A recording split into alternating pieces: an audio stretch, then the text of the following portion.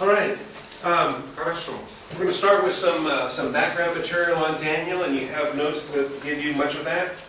Мы начнем с общего обзора книги Даниила, и ваши заметки не предоставляют информацию об этом.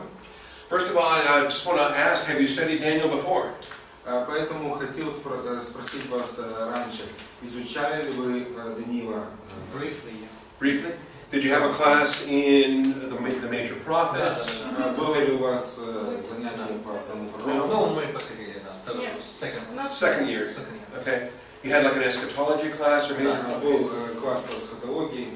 And was that Lloyd Myers or who taught that class? Эсхатология? Jim Myers. Okay. Jim Myers. Okay, good. Хорошо. Well, then my job's going to be easier. Ну тогда работа будет легче. But this is only two students. Ну, эсхатология, что же это second? Самое нет? Who's the second year? Кто на втором году? Your second year. Okay. So first year. Okay, good. Хорошо. Have you studied dispensations? Изучали ли вы диспенсации? Second year students and first year students? И No? первый. Only the second year students. Okay. Хорошо. So we should go home. All right. And who taught dispensations? И кто преподавал диспенсации? Vadim? Robbie Dean. Okay, good. Good. Okay, my job will be easier too. Да, теперь еще легче стало. Good man. Mark Musser. What did Mark Musser teach? Марк что преподавал? Hebrews. Okay. Евреям, жизнь Иисуса. Hebrews, И Life of семью. Christ, Oh, okay. Christian family. Yeah. Okay, good. Хорошо. All right. Well, Daniel is in the prophets, Итак, книга Даниила находится в пророках, the Old Testament prophets. ветхозаветных пророков. Remember, the Jewish people divided their Bible into the law, the writings, and the И prophets. вы помните, что иудеи, они разделяли Библию на закон, Писание и пророки. And what's interesting is that at some point, the book of Daniel got moved out of the prophets and into the writings. И интересно, что на каком-то этапе книга Даниила перекочевала из раздела пророки в Писание. So today, if you ask a Jewish person where the book of Daniel belongs, they'll say it belongs in the writings. Поэтому, если вы сегодня иудеи спросите, какому разделу Библии принадлежит книга Даниила, то он скажет Писание. They will not put it with Isaiah and Jeremiah or the prophets. Поэтому они не расположат эту книгу у Исаии рядом с Иеремией и пророков. But it does belong with Isaiah, Jeremiah, and the prophets. Но, по сути, она принадлежит этой группе Иеремии и пророков.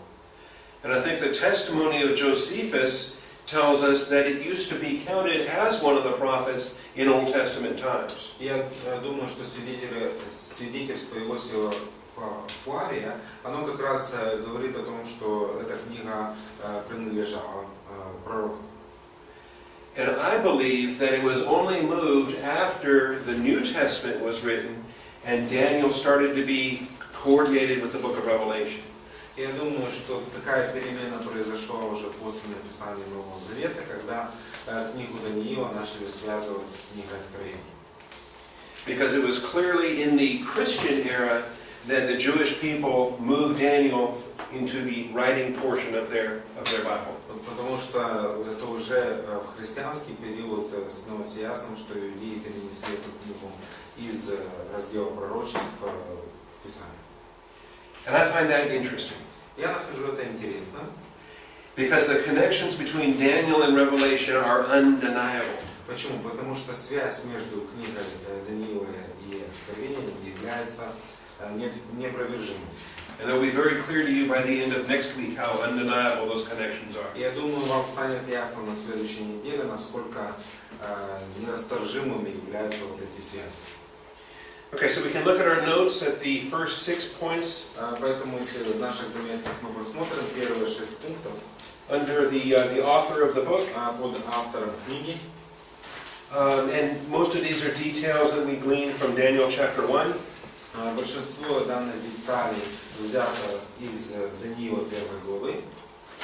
As in the case for most of the prophets, it's given by the book title is given by the author, Daniel.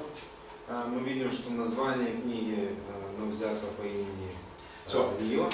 Isaiah wrote Isaiah, Jeremiah wrote Jeremiah. Написал Исаия, Иеремия. Ezekiel wrote Ezekiel. Иезекииль написал Иезекииля. Daniel wrote Daniel. Даниил написал Даниила.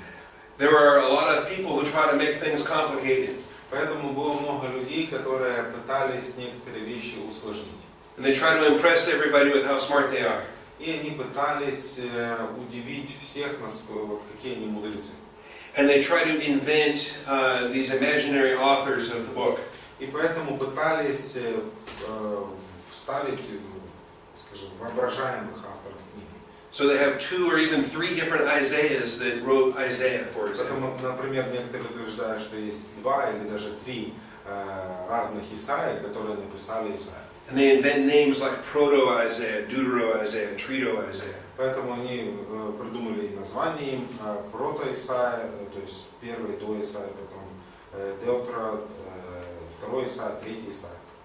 And yet Jesus, when he quotes from Isaiah, he only calls the prophet Isaiah. Но проблема в том, что Иисус, когда цитирует Исаия, он говорит просто пророк Исаия. And you can have some fun with this if you'd like. Go to the Gospels and find all the places where Jesus quotes from Isaiah. Поэтому можно усмотреть, как все вот эти отрывки, где Христос цитирует из книги пророка Исаия. And you'll find that he quotes from all 3 of the so-called Isaiahs. И мы можем заметить, что Иисус цитирует из различных вот этих частей 3, на которые разбивает некоторые эту книгу. And every time he just simply calls him the prophet Isaiah. И всегда Иисус все равно предписывает это одному Исаию. There's other things like that. The liberal scholarship wants to deny Moses wrote the Pentateuch. Ну и подобного рода другие либеральные вещи мы можем наблюдать. Например, либеральные ученые, они отвергают идею о том, что Моисей написал Пятикнижие.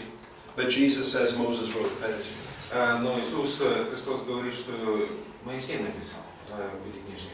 When Jesus cites the law, he cites Moses. Поэтому, когда Иисус цитирует закон, он говорит Моисей. And so it is with the book of Daniel. То же самое касается книги Даниила. There are a lot of very smart people that think they know better than God. Ну, очень много умников есть, которые думают, что они умнее Бога. And they will deny everything I give you in these first 6 points. И поэтому они будут отвергать все вот эти 6 пунктов, которые предоставлены у вас заметно. They say Daniel could not have written this book. Они будут говорить, Даниил, ну никак не мог написать эту книгу. It wasn't written in the 6th century BC. Она не была написана в 6 столетии до Рождества Христова. It was written in the 2nd century BC. Она была написана гораздо позже, во 2 столетии. This is what the liberal smart people will Это say. то, что либеральные, умные ученые говорят.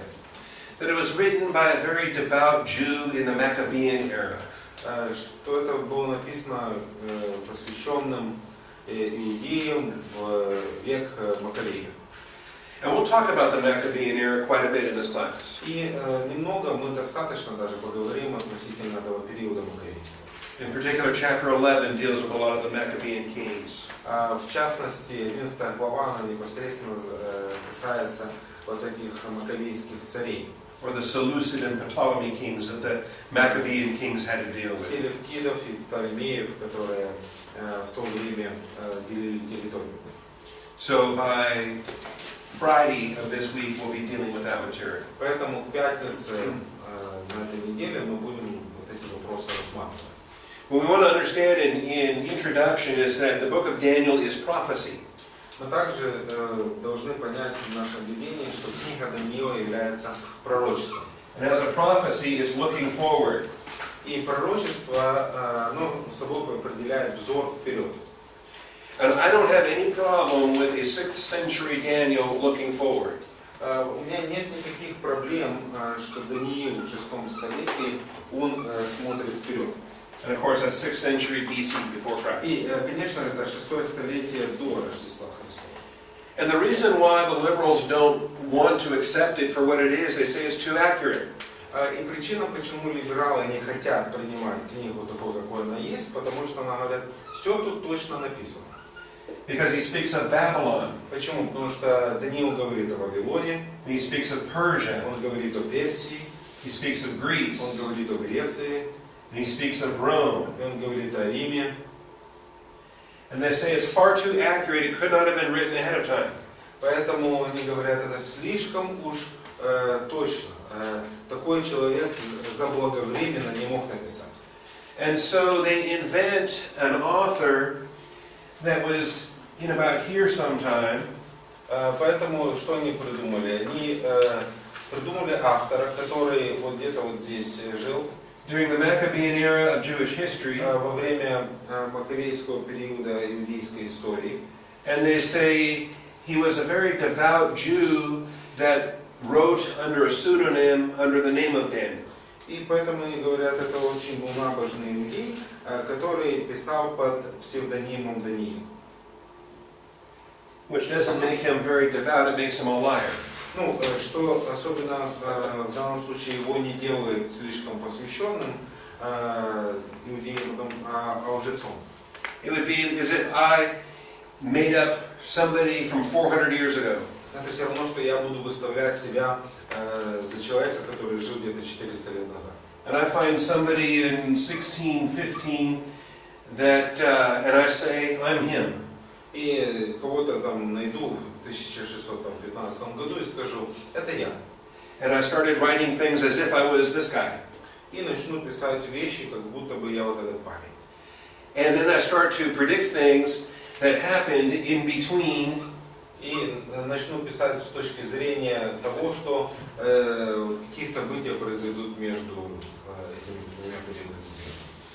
And then, oh, I'm so smart. И потом, вот, смотрите, я какой умник. Because I prophesied about the Bolsheviks. Потому что я произнес пророчество, большевики придут. And I prophesied about the Soviet Union. Я пророчество в Советском Союзе сказал. And I prophesied about the fall of the Soviet Union. И я пророчествовал о падении Советского Союза. And I prophesied about an independent Ukraine. И потом даже независимая Украина. Okay? And really, I didn't prophesy about any of that because I wrote about it later. Я ничего не пророчествовал, я просто написал о том, что уже случилось. All right, so would that impress you? Поэтому это вас должно поразить. If I faked prophecy by writing about it afterwards, Поэтому если я подделаю это пророчество и напишу после совершенных событий, that wouldn't impress anybody. это вряд ли кого-то удивит. And it certainly wouldn't impress the Jews, И это определенно не должно было удивить иудеев, who took the book of Daniel and put it into their canon, которые взяли книгу Даниила и поставили в канон. The fact is the book of Daniel was in the Hebrew canon before the Maccabean era. Факт заключается в том, что книга уже была в каноне Писания до прихода периода Маковеев. It was in the Hebrew canon early enough to be translated into the Greek Septuagint. И также мы видим, что она там уже присутствовала, так как уже присутствует в Септуагинте, переводе второго столетия на греческий язык. And as we're going to see, the authorship in the Maccabean era, it might answer these empires, but it doesn't explain the prophecy spoken of with respect to the Roman Empire. If you suppose there's authorship here, that might explain the earlier empires, but it does nothing to solve the prophecies that come later. Но даже если утверждать, что авторство книги оно было написано между периодом Маковеев, да, можно объяснить, почему настолько точное пророчество относительно первых трех царств, но как быть относительно римлян? And when Daniel speaks of Rome, he speaks of Rome that we understand historically. Поэтому, когда Даниил, он говорит о Риме, о том Риме, который мы рассматриваем исторически, But he also speaks of Rome as we understand it eschatologically. он также говорит о Риме, как мы его понимаем, эсхатологически. And what we will see in the process of this week is that Rome has a future. Поэтому мы увидим, что в процессе этой недели, что у Рима есть будущее. And even though we're here in the modern world in 2015 AD, И несмотря на то, что мы в этом современном мире в 2015 году от Рождества Христова, there is still a future for Rome. Есть еще определенное будущее, которое ожидает Рим. And if you ever studied in your history that Rome fell in 476 AD, Если кто-то изучал историю, Рим пал в 476 году. some people prefer 451, Кто-то считает 451. or some people prefer the fall of Constantinople in Или же падение Константинополя 1453, I think. 1453. If I'm wrong about that, I'll find out. I'll fix it tomorrow. Значит, может, я ошибся, завтра уточню. I think it was 1453. Ну, я думаю, 1453. In your history classes, you learn that Rome is gone. Rome ended. И в классах по истории вы учили о том, что все, Рим, он канул в лету, все закончилось с ним. But what we're going to study is that Rome is still here today. Но в нашем изучении мы с вами поймем, что так или иначе Рим все еще сегодня существует. The culture of Rome continues to this day. Культура римская продолжается и сегодня. And the culture of Rome will once again become the political empire of Rome in the future. И эта культура и однажды снова будет политическая империя римская в будущем. Okay?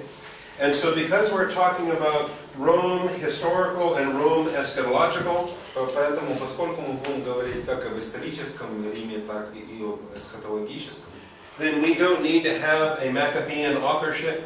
нам не нужно вот это маковейское авторство. We're just fine with Daniel writing in the 6th Мы century должны BC. быть достаточно довольны тем, что был такой человек Даниил, который написал в 6 столетии до Рождества Христа. And he is prophetically speaking of Babylon, Persia, Greece, and Rome. И он пророчески говорил относительно будущего Вавилона, Персии, Греции и Рима. Any questions on that? Есть ли вопросы по этому поводу? Do you believe that God can tell the future? Как вы думаете, вы верите, что Бог может предсказывать будущее? Okay. Yes. So you believe God wrote the Bible? Поэтому вы верите, что Бог написал Библию? All right. Then you are far better off than those smart liberals that were telling all those lies about Daniel. Тогда вы перещеголяли вот этих умников-либералов, которые распространяют заумную ложь относительно того, кто написал Даниил. Okay. Let's read the first few verses of Daniel chapter 1. Давайте прочитаем первые несколько стихов Даниила 1 главы. We can read the first 6 verses or so. Первые 6, может быть, стихов. In a row? Or how? Yeah. 1, 2, 3, 4, 5, 6. How about that? Да. По стиху. Да, не хватит. За 3-го року царювання Єроахима, юдиного царя, прийшов Навуходоносор, цар Вавилонський, до Єрусалима, та й облік його.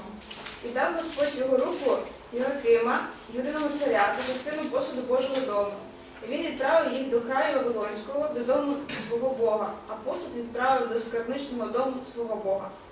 І сказав цар до Ашпеназа, начальника його євнухів, щоб привести з Ізраїлевих синів із царського, із шляхетського роду. Юнаків, що не мав в них жодної вади, і вони вродливого вигляду та розумні в усякій мудрості, і здібні до знання, і розуміють науку, і щоб у них була моторність служити в царському палаці, і щоб навчати їх книг та мови халдеїв.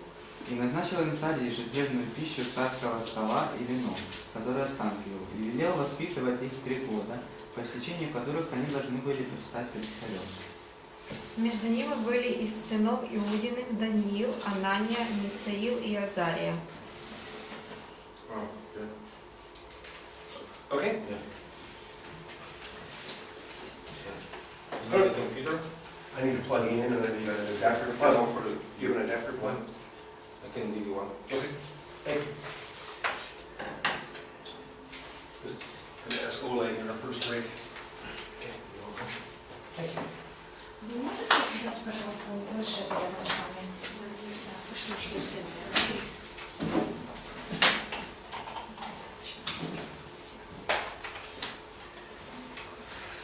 Okay, so these first few verses give us the background for the entire book. Итак, первые 6 стихов, они предоставляют нам общую картину или сцену для всей книги. It's a very difficult time for the Jewish people. Это очень было трудное время для иудейского народа. Their nation is surrounded by enemies. Народ был окружен врагами. In fact, for the Jewish people, 10 of their tribes have already been taken captive. И для иудейского народа 10 северных колен, они уже были уведены в плен. The 10 northern tribes of Israel were swept into captivity by the Assyrians. Поэтому сирийцы 10 северных колен Израиля забрали. And so all that remains in Israel are the 2 southern tribes of Judah and Benjamin. Поэтому только 2 южного царства колена остались, Иуда и Вениамин. And they have to deal with the threats that are coming from Babylon. И им пришлось столкнуться с теми угрозами, которые шли из Вавилона. And as a part of this, they're going to give up hostages. И как часть этих действий Вавилон брал людей в плен. You understand what the hostages are for? Знаете, зачем заложников берут в плен людей? They are part of the royal family. They're of noble birth, we're told. Ну, написано, что взяли в заложников не всех людей, а элиту. So that means they're family of the Jewish king. Это означает, что семью иудейского царя взяли в плен. Possibly his sons. Вероятнее всего его сыновей. But at the very least, they are members of the aristocracy within the tribe of Judah. Ну, по крайней мере, члены вот этого аристократии, этой семьи иудейских увели. And the purpose for taking hostages is that you are guaranteeing the behavior of your subject king. И цель того, что взяли в заложников вот эту элиту, заключается в том, что таким образом они гарантировали то, что ты будешь делать то, что мы тебе говорим. It guarantees that you don't rebel. То есть есть некая гарантия того, что царь не восстанет That you're going to pay, против. you're going to pay tribute every year. Что каждый год ты будешь платить трибуты, эти налоги. And you're not going to join sides with Babylon's enemies, mostly Egypt. И ты не будешь заключать союзов с врагами Вавилона, в частности с Египтом. So the hostages form a threat against the Jewish king. Поэтому это своего рода ввод в плен этих заложников, это, скажем, угроза этому царю иудейскому.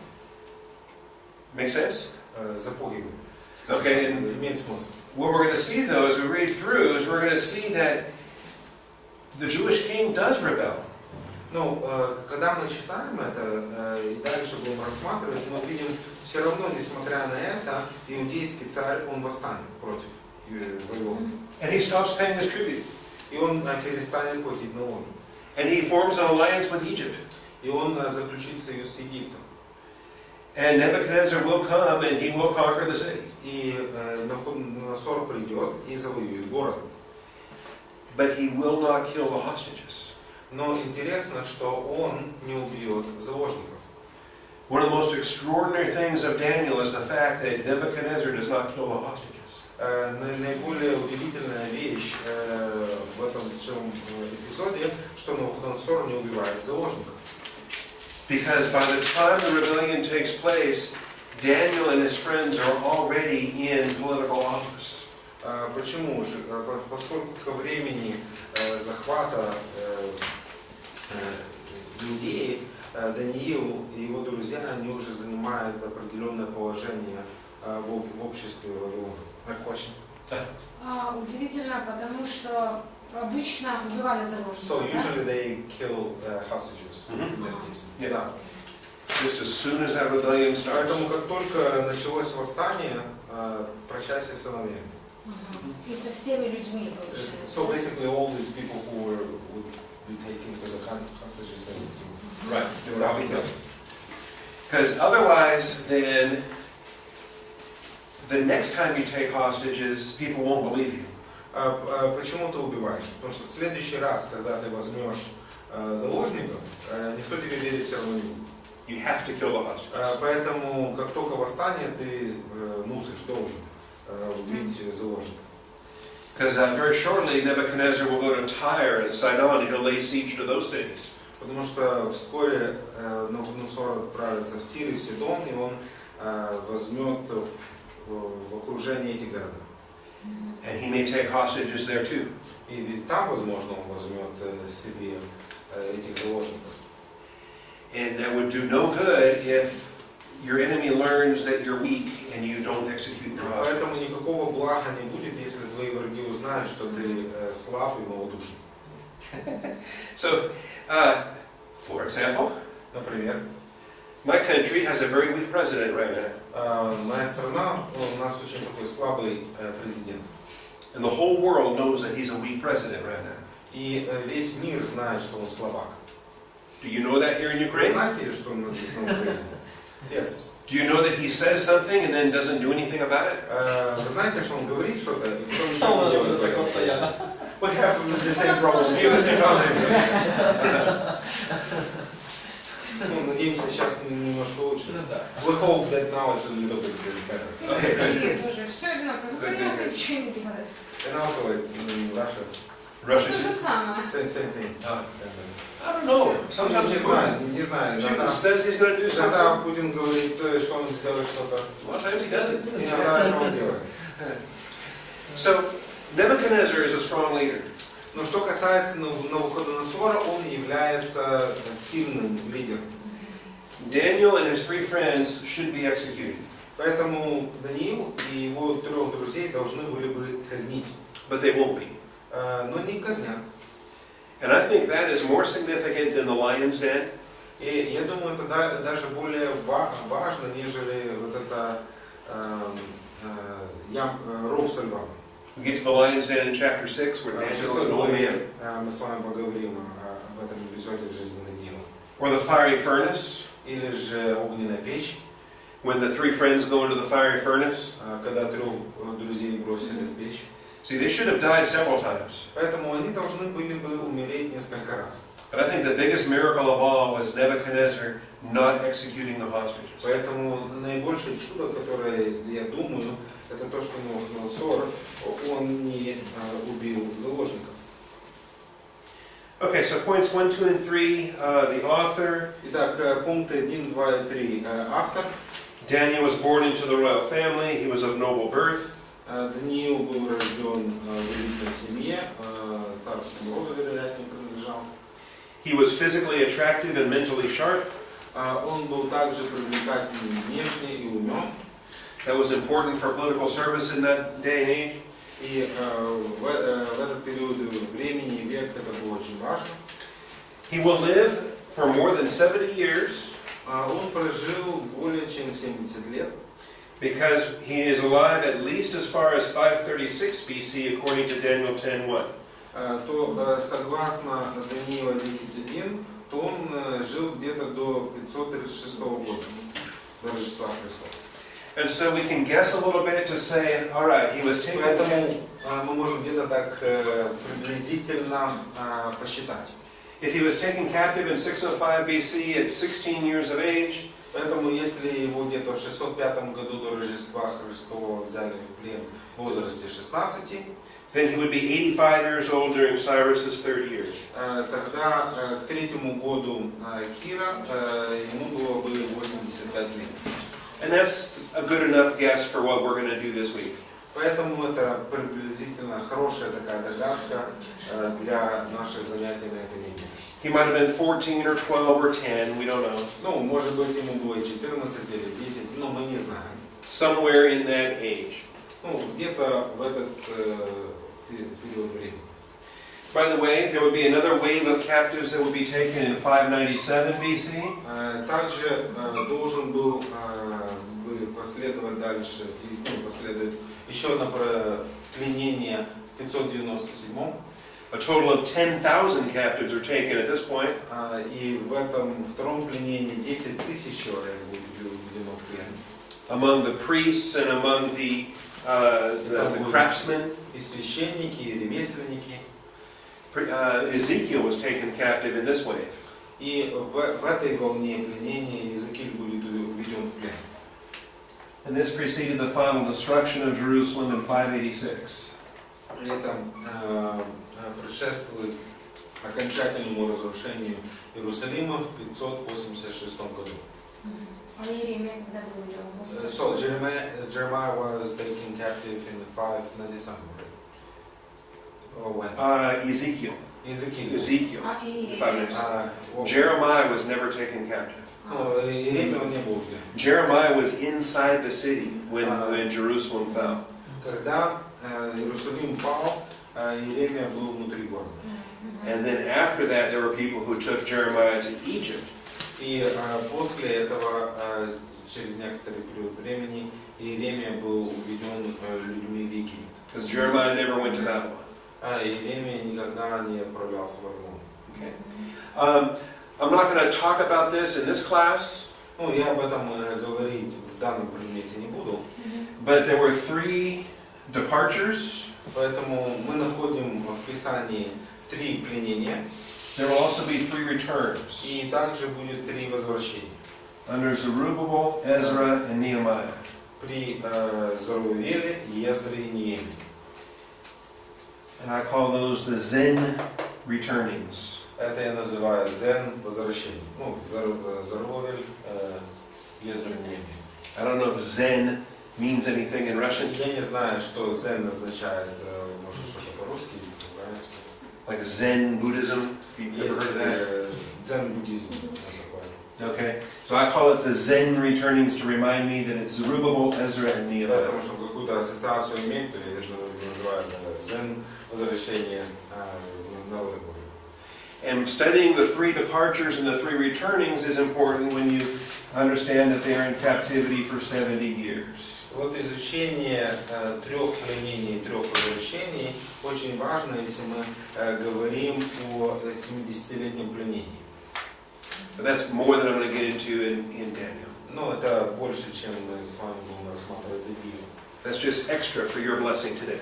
Это, скажем так, бесплатный сервис для вас в качестве голосования. Point 5 under author. Пункт 5. From the testimony of his contemporaries, he was known for his righteousness and his wisdom. По свидетельству его современников, он был известен за его праведность и его мудрость. He is referred to in 2 chapters of Ezekiel. На него ссылается в 2 главах книги Иезекииля. In Ezekiel 14 and Ezekiel 28. В 14 главе и 28 главе. And he is mentioned alongside of Noah and Job as the greatest believers of the Old Testament. И он перечисляется вместе с Ноем и Иовом как величайшие верующие Ветхого Завета. And that's not my opinion, that's God's opinion. И это не мнение мое личное, это Божье мнение. Because God said, even if Noah and Daniel and Job were in Jerusalem, the 3 of them together could not save the city. Потому что Бог сказал, даже если бы Даниил, Ной и Иов были в Иерусалиме, все равно их праведность не спасла бы Иерусалим. So that's pretty high praise coming from God to be ranked as the top 3 believers of the Old Testament. Поэтому, я думаю, это очень высокая похвала быть перечисленным в тройке лучших праведников самого Бога. So we understand Daniel was a historical person, not a fictional character. Поэтому мы понимаем, что Даниил это не сказочный персонаж, но историческая личность. And also Jesus referred to him as a historical person in Matthew 24:15. И также Иисус ссылается на него как на историческую личность в Евангелии от Матфея 24:15. Okay, and you didn't get to read yet, so you get to read now. Matthew 24:15. Ты не прочитал? Можешь прочитать, у тебя есть шанс. 15 стих, вот, да? Да. Увлечённый человек. 24:15. Итак, когда вы увидите на святом месте опустошающую мерзость, о которой говорил пророк Даниил, пусть читающий догадается, что это значит. Okay. Excellent, thank you. Спасибо. So Jesus spoke of Daniel the prophet as a historical person. Поэтому мы видим, Иисус, он говорил о пророке Даниила как об исторической личности. It's also important to note that when Jesus spoke that, it was 33 AD. Поэтому важно заметить, что когда Иисус говорил об этом, это был 33-й год от Рождества Христова. And the abomination was not yet happening. И важно заметить, что вот эта мерзость запустения, этого еще не случилось. The abomination was future still from Jesus' lifetime. Поэтому с точки зрения Иисуса, вот эта мерзость запустения, это было еще часть будущего, а не прошлого. Just keep that in your thinking when we talk about the abomination in chapter 9. Поэтому помните об этом, когда мы будем говорить об этой мерзости запустения в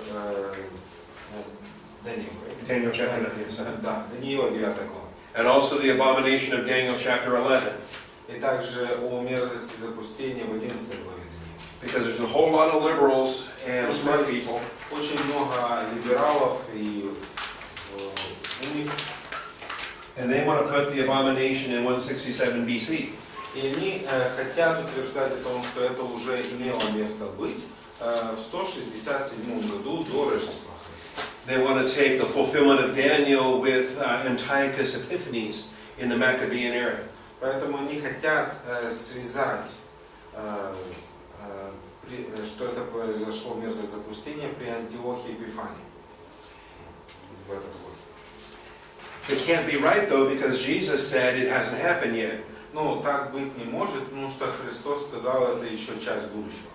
And Jesus came after Antiochus Иисус, как Epiphanes. мы понимаем, он жил после Антиоха. So again, you and I are going to be smarter than those smart people. Мы с вами можем быть умнее умников. Because we're going to trust in God who writes the future. Почему? Потому что мы доверяем Богу, который устрояет будущее. Alright, also literary form. Также, что касается литературной формы. Daniel and Revelation are going to be important for us to identify the literary form of apocalyptic literature. Поэтому важно для нас определить, что по литературной форме книга Даниила относится к апокалиптической литературе. The form of literature is important to recognize or you will misinterpret certain things. Важно признавать ту или иную литературную форму. Почему? Потому что в противном случае будет склонность неправильно истолковывать некоторые вещи. We want to understand the difference between, for example, poetry and narrative prose. Например, мы хотим понимать разницу между поэзией или прозой повествования. That if we read poetry and we confuse it for narrative prose, we might misinterpret a passage. Поэтому, если мы читаем поэзию и путаем это с повествовательным отрывком, мы можем неправильно истолковать текст. Likewise, we want to understand a parable. Так же самое, если бы мы, например, рассматривали притчи. We want to understand a proverb. Или как нам понимать поговорку. Or allegory. Или аллегорию. There are a lot of forms of literature in the Bible. Поэтому Библия содержит в себе много разных литературных форм. And understanding the form you're reading becomes important to interpret it.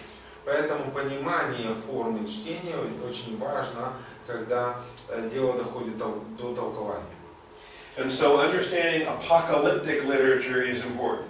Поэтому понимание такой формы, как апокалиптическая литература, очень важно.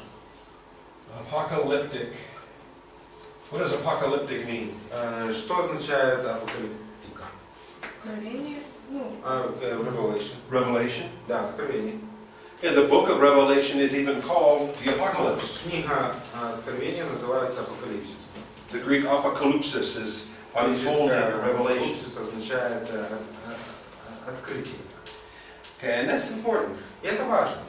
People try to say that apocalyptic means mysterious. Люди иногда пытаются сказать, что апокалиптическое означает мистическое, тайное что-то. It doesn't mean mysterious. It Но это не means означает что-то тайное. just the opposite. Наоборот, это противоположная тайна. Or that it means something hidden. Это означает, что есть что-то, что было спрятано. And it doesn't mean to hide anything. It's just the opposite. Никто ничего не пытается прятать, все просто по-другому. kalupto means to hide, Колупто означает прятать, but apokalupto means to reveal. но апокалупто означает открывать. So the apocalypsis is not the hiding of anything, it's the revelation of Jesus Christ. Поэтому апокалипсис это не прятание чего-либо, но откровение о чем. The reason why people struggle with apocalyptic literature is because it uses extensive use of symbols or signs. И причина, почему людям трудно зачастую истолковывать апокалиптическую литературу, так как в ней очень много всяких символов и знаков используется. And so in your notes, I'm looking now at point 1 and point B and subpoints 1 through 4. Поэтому мы сейчас смотрим вот эту литературную форму, пункт 1, А, Б и разные литературные вот эти формы наших заметок. And so in apocalyptic literature, a person who received God's truth in visions recorded what he saw. Поэтому в апокалиптической литературе человек, который получает Божью истину, в видениях записывает то, что он видел. And whether it was a vision or a dream or both, the prophet would see something and then write it down. Поэтому было ли там видение, пророчество, то, что пророк видел, он это записывал. It makes extensive use of symbols or signs. И снова же там используются широко символы и знаки. For example, very quickly in chapter 2, we're going to see the sign of a great statue. Поэтому во второй главе вскоре мы увидим это знамение или знак вот этого истукана большого. With a head of gold and chest of silver, Золотая голова, плечи из серебра, belly and thighs of bronze, живот и ноги из бронзы, legs of iron. и ноги железные. We'll have symbols with beasts and horns. Также есть символы всяких животных, там роги всякие. And when we get a hand on all these symbols in Daniel, we're going to be in good shape. Поэтому, когда мы разберемся со всеми этими символами, то мы будем в хорошей форме. Because we'll have many of those same symbols again in the book of Revelation. Почему? Потому что, когда мы коснемся книги Откровения, все вот эти символы снова там появятся. We'll have beasts with horns. Там будут звери с рогами. And we're going to say, okay, I know what those are. И потом мы скажем, Семен Семенович, я же знаю, что это. They'll be like old friends to us. Поэтому они уже станут для нас дорогими такими друзьями. Because we're going to do our homework in the book of Daniel. Почему? Потому что мы уже хорошо потрудились в книге Даниила. In addition to Daniel and Revelation, we have this literature also in Ezekiel and in Zechariah. И также, кроме книг Даниила и Откровения, к апокалиптической литературе относятся Иезекииль и Захария. And it's not in your notes, but you can add Isaiah chapter 24 through 27. Также в заметках у вас нет, но вы можете к пункту второму написать Исайя 24 по 27 главы. This is sometimes called Isaiah's little apocalypse. Иногда называют такие главы у Исаия как маленький апокалипсис Исаия. Okay, so important. Point 3 of this section. Важно также пункт 3 этого раздела. You and I are not left to our own ingenuity to discover the truth of these signs or symbols. Поэтому важно понять, что мы с вами не оставлены как бы сам на сам относительно, значит, догадок, что бы это значило. Because this is the temptation. Почему? Потому что очень часто у нас есть это искушение.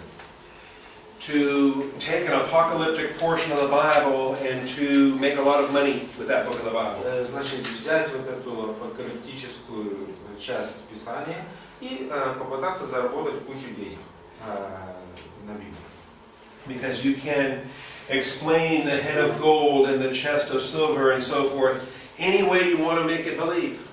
Почему? Потому что можно начать истолковывать эти отрывки, и золотую голову, и серебряные плечи, и все, как вам заблагорассудится. And you can convince people that you are so very, very smart to figure these things out. И вы можете начать убеждать людей о том, что вы очень умный человек, и вы все наконец-то поняли и разложили по полочкам. or that you had a mystical understanding when the Spirit explained it to you. Или же у вас появилось мистическое понимание этих отрывков, поскольку Дух Святой все вам тут разъяснил. And so you can invent things for all the signs and the symbols. Поэтому вы можете придумывать вещи относительно всяких этих знаков и символов. And you can say the head of gold is Obama, Вы можете сказать, золотая голова – это Обама, and the chest is Putin. И там плечи – это Путин. And you can just make up stuff. Да, и можете там придумывать себе. And people will pay you for that. И люди, чтобы послушать это, будут вам платить деньги. You will sell lots and lots of books Продадите куча и куча книг and videos, и видео. and you'll go on speaking tours around the world, И потом туры, значит, будете речи толкать по всему and миру. you will get very famous И станете очень известным. until the next guy starts writing his books. Ну, до того момента, пока другой товарищ не начнет писать свои книги. Because it seems like these excited fads, they come and then they go. Почему? Потому что очень часто вот такие, скажем, моменты славы, они вот как грибы, то есть сегодня есть, завтра нет. But we're not going to do any of that. Но мы этим делом заниматься не будем. Because what tends to happen in almost every case Потому что что мы можем наблюдать практически повсеместно, the Bible itself is going to define what the symbol or the sign is all about. что зачастую, в большинстве случаев, само Писание, говоря о символе, впоследствии определяет и указывает, о чем идет речь. And so, I'll give you a quick clue in chapter 2. Например, намек вам предоставлю во 2 главе. In Daniel 2:28, do you want to know what the head of gold is? Даниила 2:28. Если вы хотите знать, что же собой представляет вот эта золотая голова. Did I say 38? Chapter 2, verse 38. Окей, 38 стих. You are the head of gold. Nebuchadnezzar is the head of gold. Видим концовку стиха. Ты – это золотая голова, Навуходоносор. Okay? And so, do you see how smart I am? Поэтому смотрите, как я умен. Do you see how brilliant I am? Насколько я просто восхитителен. Do you think I'm going to sell many books or make many videos? Вы думаете, что я теперь смогу продать много книг и видео? It's too easy. Just read what the Bible says. Ну, это очень легко. Нужно просто прочитать то, что Писание говорит. The signs and the symbols will be explained. Поэтому вот эти знаки, знамения, они все будут пояснены, объяснены. In almost every case, И практически в каждом случае we will learn from the context, мы можем узнать из контекста, or we will learn from parallel passages. или же из параллельных отрывков. And you're going to hear me say that 200 times this week. Что это значит? И вы не один раз еще об этом услышите от меня на этой неделе. Context Поэтому контекст or parallel passages. или параллельные отрывки.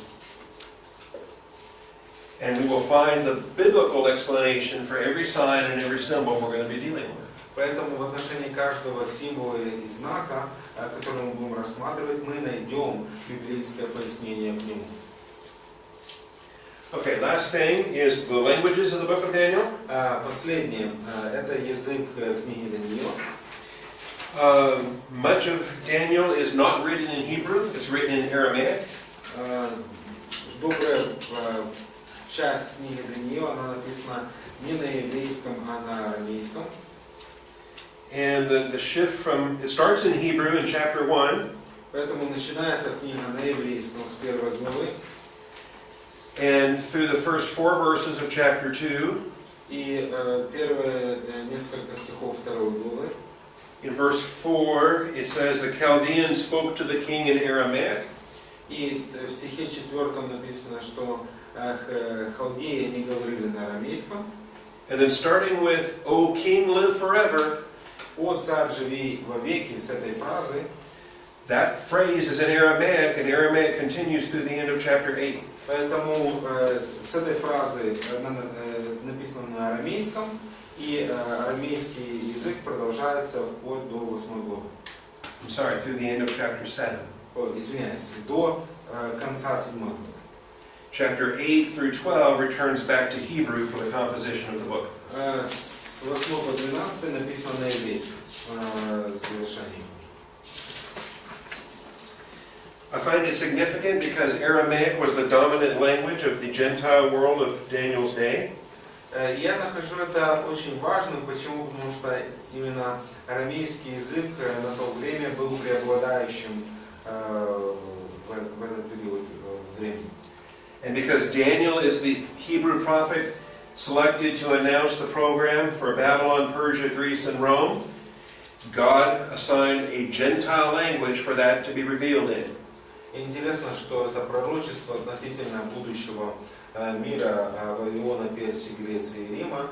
Бог решил, чтобы все это пророчество было записано на языке, на котором говорили язычники.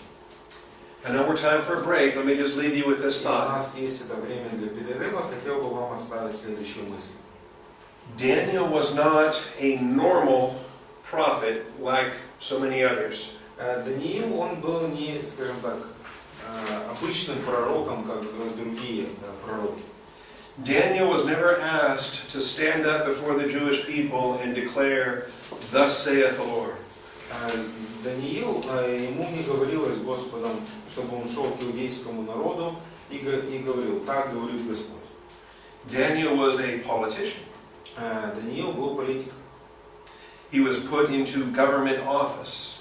Он занимал государственную должность. And so when he wrote his book, it was not a book that was preached verbally to the Jewish people. Поэтому, когда он написал книгу, эта книга, она не провозглашалась устами иудейскому народу. But it was kept by the Jewish people. Но она была сохранена иудейским народом. And when they returned under Zerubbabel, Ezra, and Nehemiah, it was placed in the Hebrew canon. Поэтому, когда они вернулись при правлении Зарувавеля, Ездра и Неемии, они сохранили эту книгу в иудейском каноне. Does that make sense? Смысл в ней, да? Yes. Okay. Хорошо. So we have finished our 10 to 11 hour. Поэтому мы урок здесь до 11 закончили. Okay, and I'm 5 minutes long. So come back at 11:15 and we'll take our Поэтому 11:15 мы